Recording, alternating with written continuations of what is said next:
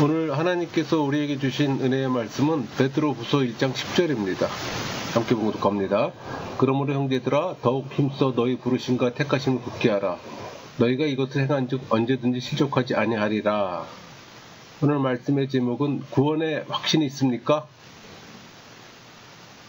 이 선포되는 말씀을 통해 하나님의 은혜를 경험하는 시간이 되기를 소망합니다. 질문으로 설교를 시작할까 합니다. 여러분은 구원의 확신이 있습니까? 구원의 확신이 없는 사람들은 크게 두 부류로 나눠져요. 종교인과 신앙인인데, 종교인은 당연히 구원의 확신이 없습니다. 아마도 있다 해도 신념일 겁니다. 근데 여러분, 개인의 신념과 성령이 주신 확신은 달라요. 만약 신앙인이 구원의 확신이 없다면 그것은 교리에 대한 이해 부족이에요. 그러니까 구원의 확신을 가지려면 먼저는 성령 세례를 받아야 하고, 두 번째 단계는 구원 교리의 학습이 필요합니다. 그러니까 성령 세례와 구원 교리를 알지 못하면 평생 불확신 속에 살아가요. 네, 여러분, 교회사를 보면 우리 믿음의 선진들도 이 문제로 고민했어요. 여러분만 고민하는 문제는 아닙니다. 이 문제를 바로 알려면 성령 세례와 구원 교리에 관심을 가져야 할 겁니다. 그러니까 성령 세례를 받지 못한 분은 성령 세례에 관심을 가져야 하고, 성령 세례 받은 분은 구원 교리에 관심을 가져야 하는 거예요. 오늘은 구원 교리에 초점을 맞추고자 합니다. 여러분, 구원 교리의 시작은 칼빈주의와 알미니안주의의 구분이에요. 이 구원의 교리 문제는 이미 1618년에 다뤘던 주제고 이미 그때 결론이 났습니다. 그러니까 칼빈주의와 알미니안주의가 서로 자기 주장이 옳다고 주장하고, 그 주장하는 근거로 성경 말씀을 인용해요. 서로 주장하는 논리에 합당한 성경 구절도 있어요. 문제는 성경 해석이 맞지 않다는 겁니다. 그러니까 해석에 따라 다른 의미를 줄 수가 있어요. 여러분, 구원의 주제는 교리의 문제, 교회사의 고찰, 성경 구절의 어떤 해석 등 폭넓게 다뤄야 할 부분이에요. 그 구원은 하나님의 은혜로 주어지신 것이기에 인간의 관점에서는 변수가 많아요.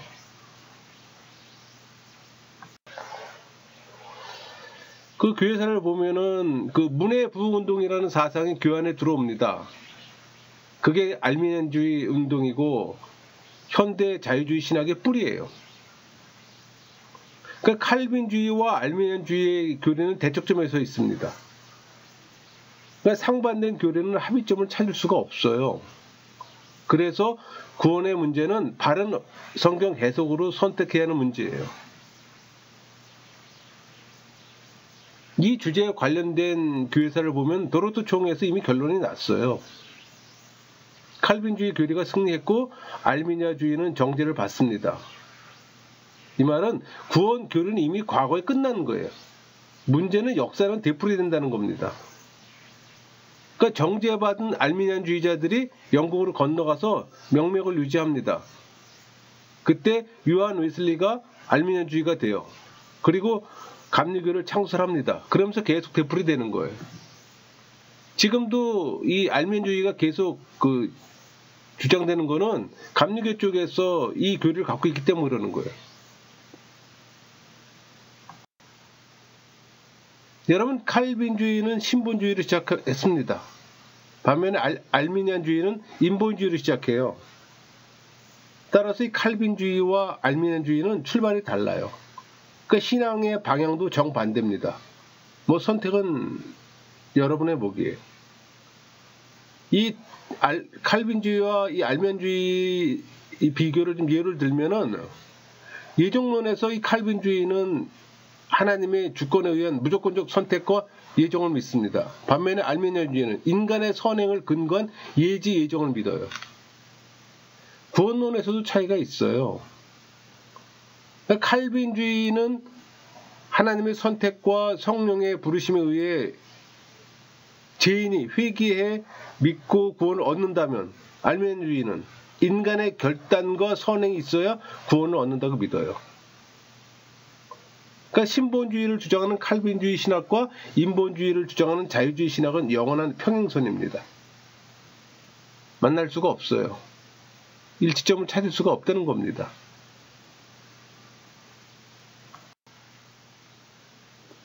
근데 1618년에 다루고 끝난 주제를 이 시대 목사들은 새로운 해석처럼 또 다루고 있어요. 여러분, 역사는 알지 못하면 되풀이되는 속성을 가집니다. 그래서 교회사를 가르치고 배우는 이유 중에 하나예요. 역사를 배워야 잘못된 역사가 되풀이되지 않기 때문에. 우리 전도서 1장 9절, 이미 있던 것이 후에 다시 있겠고 이미 한 일을 후에 다시 할지라 해아래는 새 것이 없나니. 하나님을 모르고 살아가는 인간의 삶의 헛됨을 강조하는 구절입니다. 사람들은 이 죄악된 삶의 올무에서 벗어나 창조주를 경외하며 그분의 말씀대로 살아간다는 사실을 잊어요. 성경을 자기 위주로 해석해서 적용하는 잘못을 되풀이합니다. 이미 과거에 충분히 논의되고 결정난 것인데 새로운 진리를 발견한 것처럼 소란을 피워요. 여러분, 알미니아주의가 주장하는 내용을 보면 시작에서 문제가 있어요. 교인 모두가 성령 세례를 받았다는 전제로 시작합니다. 그러니까 회심하지 않은 사람이 신자라는 이유로 구원받았다고 전제를 해요. 그러니까 시작에서 문제를 야기하는 거예요. 그러면서 구원받았다는 이유로 막 산다는 표현을 사용합니다. 그러니까 종교인과 신앙인의 구분이 없는 거예요. 여러분, 성령 세례 받은 신앙인은 종교인처럼 살지 않아요. 두렵고 떨리는 마음으로 성화를 이뤄갑니다. 그래서 구분이 필요해요. 신앙인은 이 땅에 소망을 두지 않고 천국에 소망을 두고 삽니다. 사실 이런 논의는 의미가 없어요. 왜? 신앙인에겐 당연하기 때문에. 근데 여러분, 성경 해석은 해석자마다 다른 결과물을 내요. 인간 세계에서도 항상 진보와 보수가 존재하잖아요. 신학에서도 정통과 신정통이 존재해요. 교인들 중에는 종교인과 신앙인이 갈리잖아요. 대상이 누구냐에 따라 달라지는 겁니다. 성경 해석의 적용도 대상이 누구냐에 따라 달라져요. 성령 세례 받은 신앙인에게 적용되는 구절이 있고 색깔뿐인 종교인에게 적용되는 구절이 있어요. 또 불신자에게 적용되는 구절이 있어요.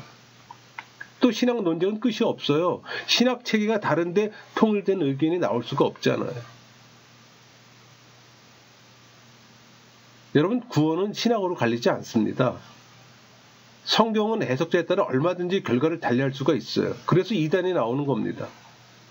성경 해석에서 극과 극을 달리하는 걸 많이 보았을 겁니다. 근데 그 구별은 교리가 합니다. 그러니까 이단에 가까울수록 교리를 거부해요. 여러분, 교리를 거부하는 목회자는 무조건 멀리 하세요.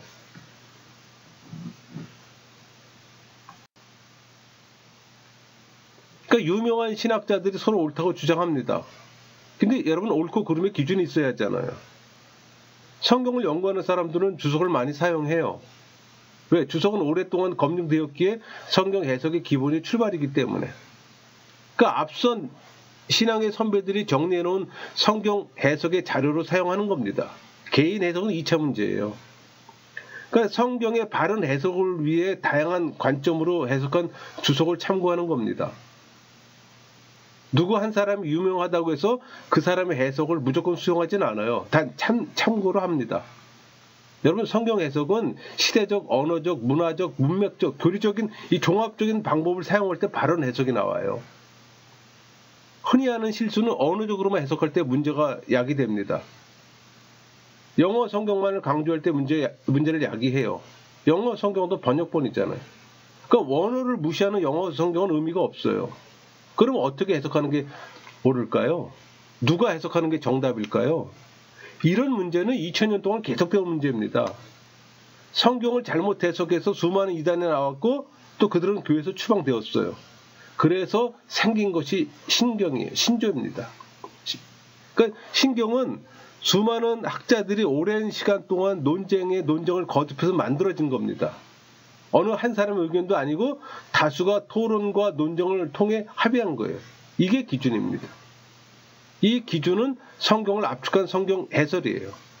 그러니까 신조를 무시하면 더 이상 대화를 할 수가 없어요. 신경을 무시하고 주장하면 수용할 수가 없다는 겁니다. 신경의 예가 사도신경 교리문답서예요. 우리 개혁교회에서는 사도신경과 웨스트민스터 교리문답, 웨스트민스터 신앙고백서, 하이델베르크 교리문답, 도로트 신조, 주기도문, 십계명을 중요하게 생각하잖아요. 또 기독교 강론은 교리의 바이블이고. 여러분 성경 다음으로 보는 책이 2개 있다면 로마 카톨릭에서는 토마스 아퀴나스 신학대전입니다. 개신교에서는 기독교 강요예요. 기독교 강요를 보면 논리적 체계 내용이 놀랄 뿐입니다. 많은 자료를 보고 성경을 해석해도 기준은 있어요. 그래서 교리에서 벗어나면 안 됩니다. 성경을 해석하고 말씀을 묵상하고 영적 해석을 해서 놀라운 것을 얻어도 기준은 지킵니다. 여러분 교리로 교단 교파가 형성돼요. 그것이 옳다면 그것을 믿고 신앙생활을 하는 겁니다. 근데 교리가 없는 교단, 교파는 인정할 수가 없어요. 왜? 뿌리가 없어서. 내가 무엇을 믿고 있는지 알고 믿어야 하잖아요. 여러분 신천지도 여호와 증인도 몰몬교도 모두 성경을 신봉하고 믿어요. 지금은 정통교단 안에도 자유주의 신학이 깊숙이 들어와 있어요. 그걸 구별하는 게 신경이잖아요. 교리예요. 여러분 외국에서 공부한 것이 자랑의 시대가 지났어요. 오히려 외국에서 공부하면 위험합니다. 상당수의 외국 신학교가 자유주의 영향권에 있어요. 성경을 인본주의 관점에서 고등 비평이라는 수단으로 분해하고 해부하기 때문에. 요새는 유학을 하고 오면 오히려 신학 때문에 신앙을 잃는 경우가 많아요. 그게 현실입니다.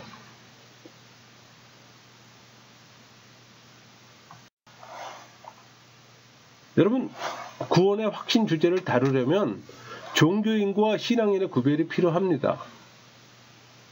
성령 세례 받은 사람은 소수인데 모두가 성령 세례를 받았다는 가정에서 출발한 우를 범해요. 그 출발점이 잘못된 겁니다. 교회 안에는 종교인과 신앙인이 존재해요. 이 주제를 다루기 전에 회심의 상태를 정확히 아는 게 중요합니다. 여러분 회심한 사람을 측정하는 측정기가 있어요. 그게 구원을 확신하는 방법이에요. 느낌이 없어도 어떤 객관적인 사실 때문에 내가 구원받았다는 것을 받아들여요. 여러분 성경이 하나님의 약속이기 때문에 믿는다면 객관적인 믿음이에요. 그러니까 주관적인 방법은 실제 체험을 통해서 구원을 확신합니다. 종교적 경험을 말하는 게 아니에요. 종교적 체험은 누구나 쉽게 할 수가 있어요. 여러분 성경은 지적 동의와 체험을 동시에 말합니다. 머리에서 느끼는 것을 가슴이 알기 때문에. 객관적인 구원의 확신은 주관적인 확신과 손을 잡을 때 온전히 확신이 되는 거예요.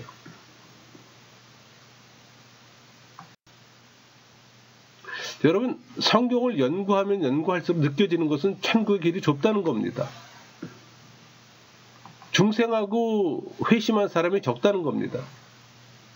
교회 안에는 종교인이 넘쳐요. 색깔뿐인 그리스도인이 많다는 겁니다. 그래서 착각들하고 오해를 해요. 우리 요한복음 10장 28절 내가 그들에게 영생을 주노니 영원히 멸망하지 아니할 것이요 또 그들에게 내 손에서 빼앗을 자가 없느니라. 하나님께서 택하고 구원하신 자는 끝까지 잃어버리지 않으시고 구원하십니다. 그래서 신앙인은 궁극적 승리만 있어요. 하나님이 보장하기 때문에. 신앙인은 일상의 삶에서 새 성품과 옛 성품 사이에 선택을 해야 합니다. 신앙인은 넘어질 수 있잖아요.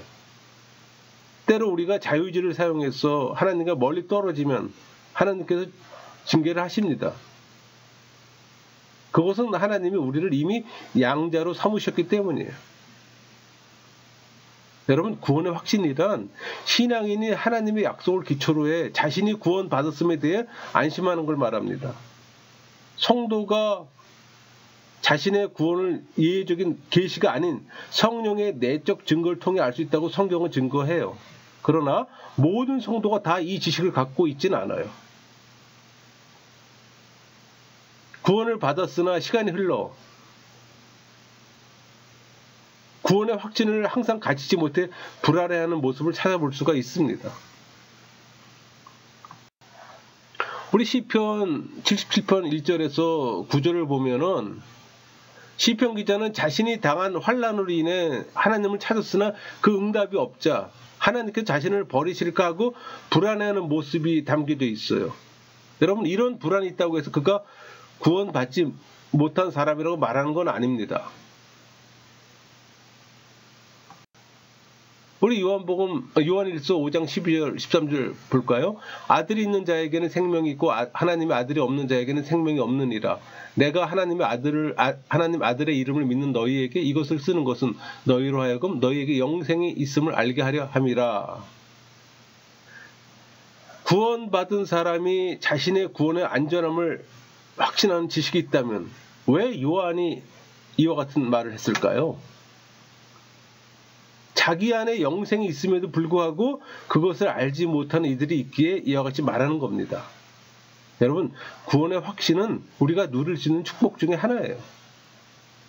그리고 하나님께서는 우리가 이 구원의 확신 속에서 이 땅의 삶을 살아가는 걸 원하세요.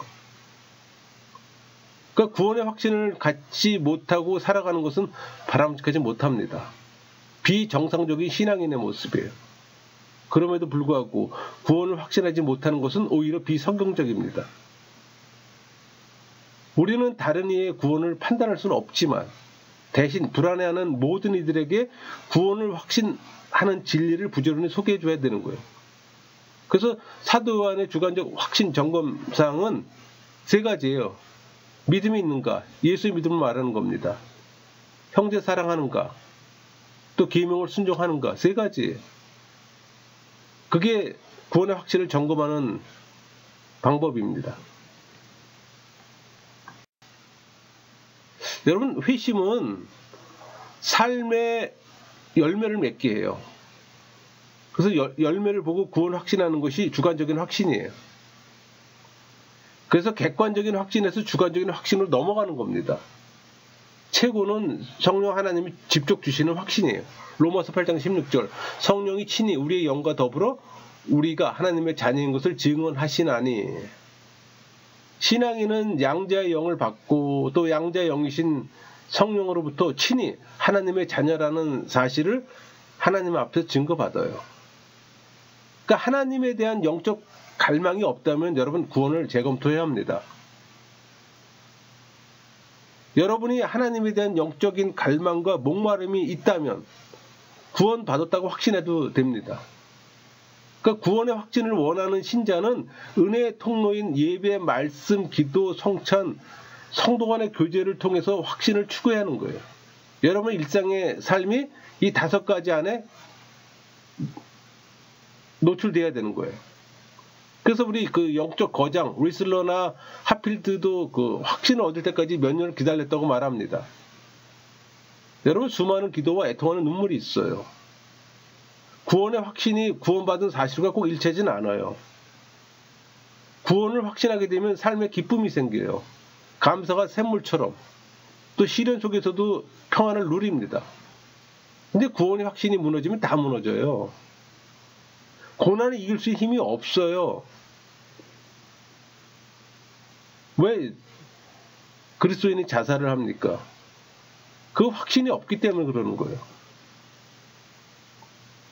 불성실한 신앙생활은 중생을 점검해야 합니다. 죄로부터 구원받았다는 사실을 확신하는 것은 모든 그리스도인이 필수로 가져야 할 통찰력이에요. 또 기쁨의 원천이고. 우리 요한복음 5장 24절 내가 진실로 진실로 너희에게 이르노니 내 말을 듣고 또 나 보내신 이를 믿는 자는 영생을 얻었고 심판에 이르지 아니하나니 사망에서 생명으로 옮겼느니라. 여기서 복음을 들으면 나 보내신 이를 믿게 하는 지식을 갖는 동시에 신자와 하나님과의 인격적 관계를 가져요. 우리 요한복음 6장 30절 아버지께서 내게 주시는 자는 다 내게로 올 것이요 내게 오는 자는 내가 결코 내쫓지 아니하리라. 내게 오는 자 하나님께서 창세전에 선택하신 자들이에요. 그러니까 예수님께서는 그들을 결코 거부하지 않습니다. 구원의 주체가 하나님이시고 예수님께서는 그 일을 실행하잖아요. 그러니까 성부 하나님께서 하신 일에 대해 성자 예수님은 한 번도 이 일을 제기한 적이 없어요. 그러니까 우리에게 요구되는 신앙 태도도 바로 이와 같은 완전한 순종입니다. 우리 요한복음 10장 28절 내가 그들에게 영생을 주노니 영원히 멸망하지 아니할 것이요 그들을 내 손에서 빼앗을 자가 없느니라. 예수님의 음성을 듣고 예수님을 따르는 자들이 얻게 되는 선물을 말씀하는데 그것이 바로 영생이잖아요. 근데 이 선물은 오직 예수님을 통해서만 주어져요. 그분을 거부하는 이들은 단 한 사람도 이 은혜에 참여하지 못합니다. 그러니까 영생은 미래에만 이루어지는 어떤 불확실한 사건이 아니라 예수 안에서 현재에 주어지고 있음을 보여줘요. 그러니까 성경을 보면 우리의 구원이 확실하다는 것을 분명히 알 수가 있어요. 그러므로 구원을 확신하는 방법은 성경을 정확하게 일관성 있게 해석하는 겁니다.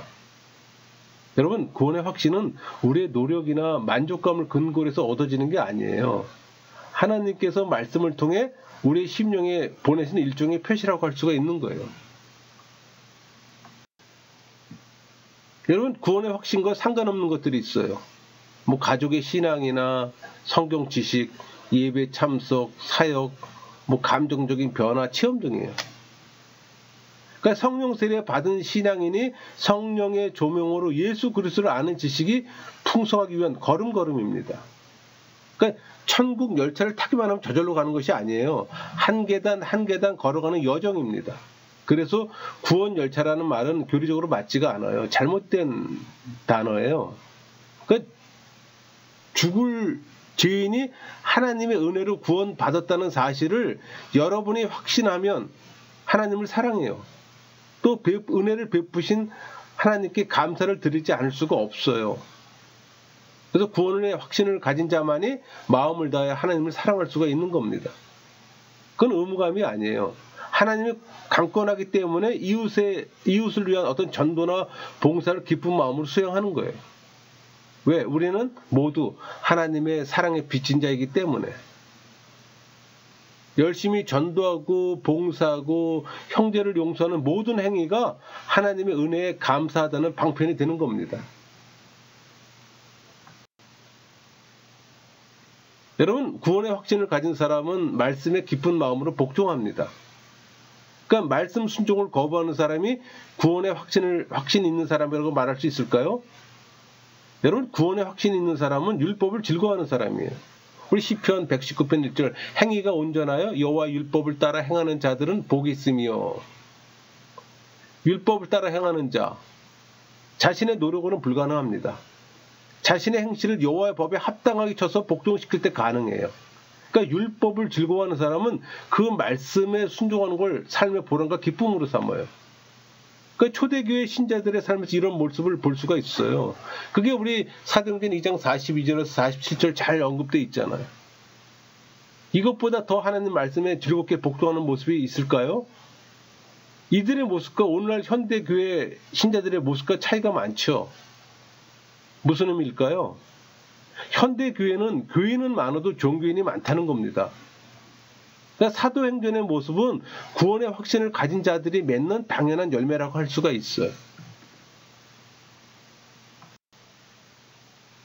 여러분, 구원의 확신 있는 사람은 시험을 기쁨으로 받아들이고 거룩한 삶을 살아갑니다.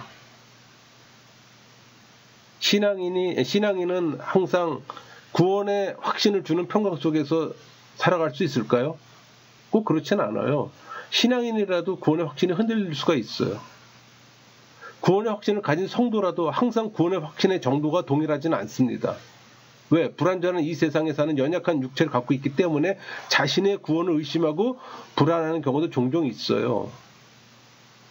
구원의 확신을 방해하는 요소를 보면 구원의 근거와 구원의 열매를 혼동한다는 겁니다.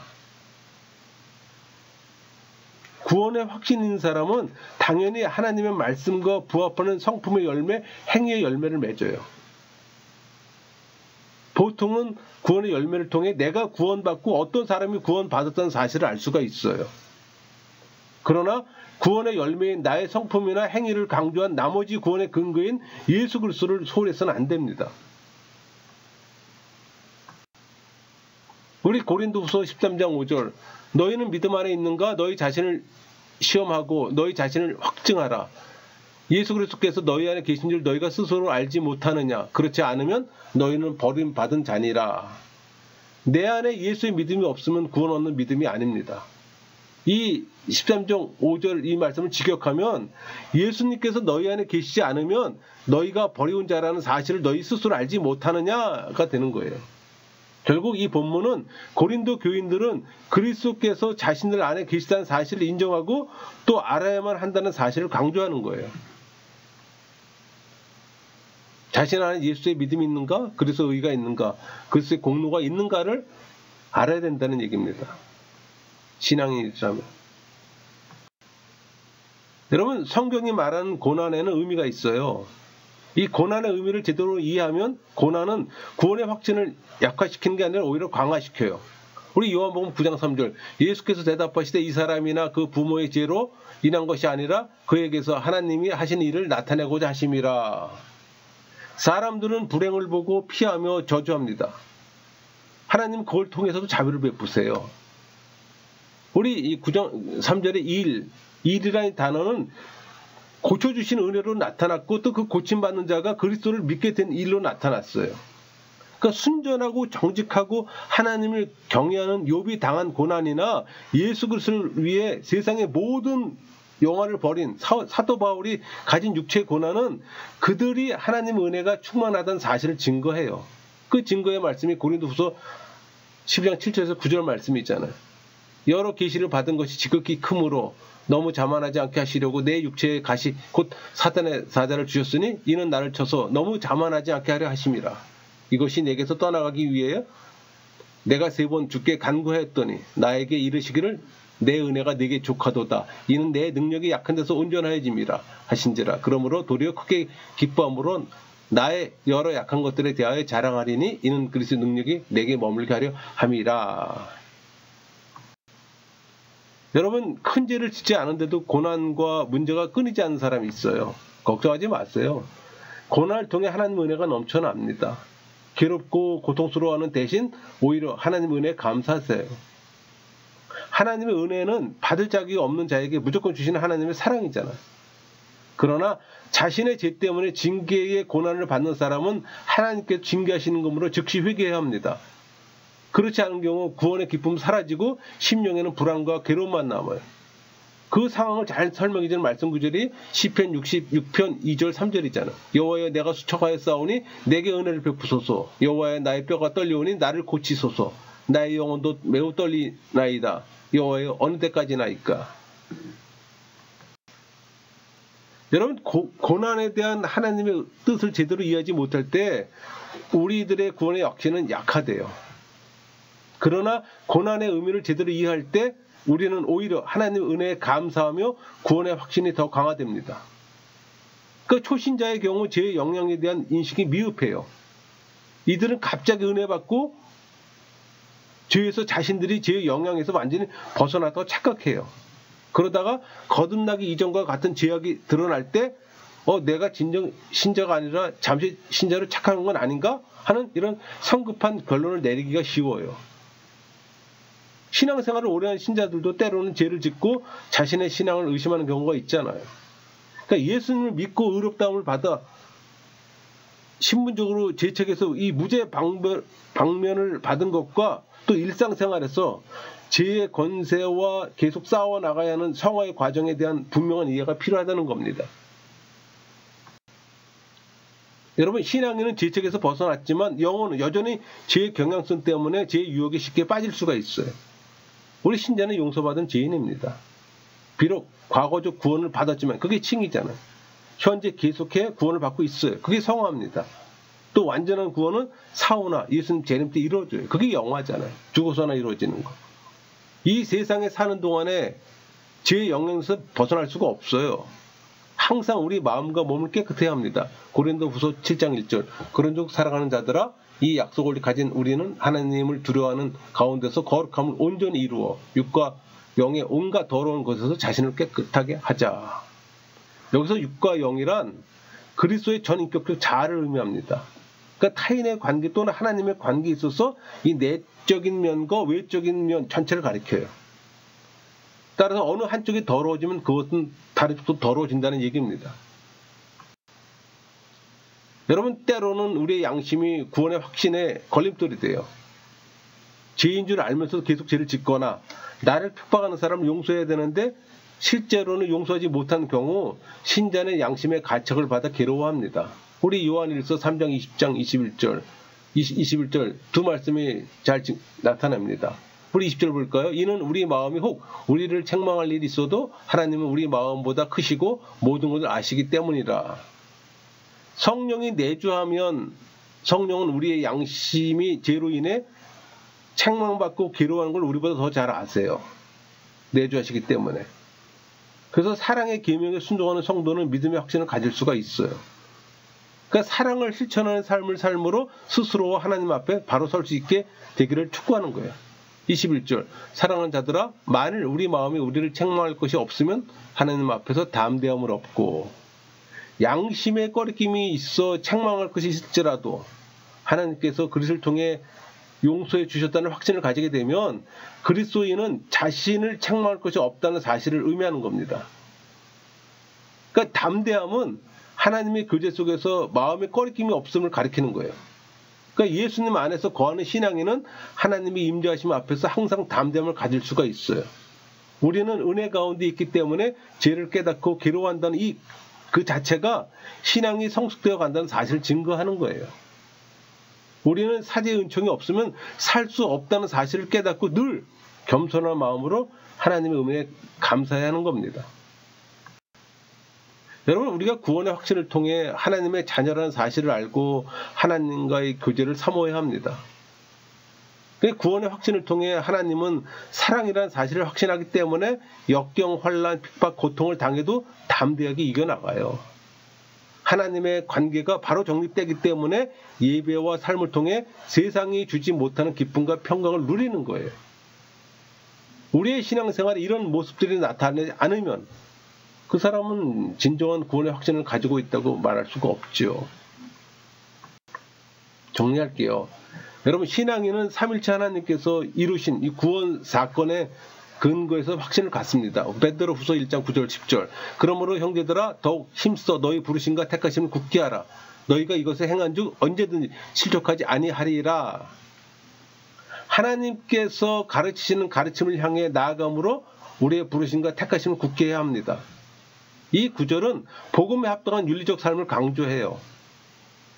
그러니까 신앙인은 은혜 안에서 이루어지는 노력을 통해 거룩을 추구하며 최종적인 구원을 향해 가야 합니다. 성령 하나님은 장래에 대한 확실한 소망을 가지라고 격려해요. 여러분이 주님께서 원하시는 방향을 향해 나아가는 것에 공론한 의미를 부여하지 마세요. 그 모든 것이 하나님의 은혜의 역사로 가능하게 되었음을 겸손하게 인정하는 겁니다. 구원을 확신하는 신앙인의 모습이 바로 여기에 있는 거예요. 제가 다시 한번 질문합니다. 구원의 확신이 있습니까? 말씀 마치겠습니다.